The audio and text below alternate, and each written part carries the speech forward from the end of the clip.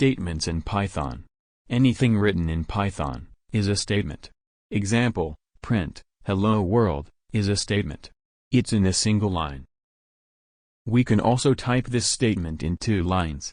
There are 2 ways to do that. First is using backslash. Here type hello, then backslash, enter, world, enter. No error.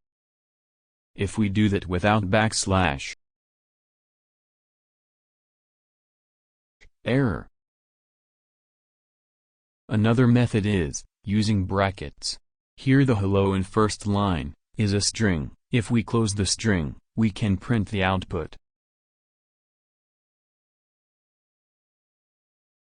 Here another examples with numbers.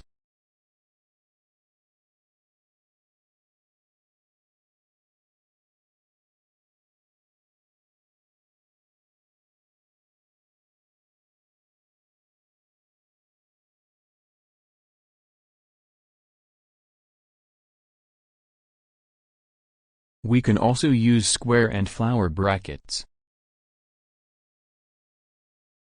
There are many types of statement. If, for, while, try, with, expression, pass, break, continue, import, return, and delete.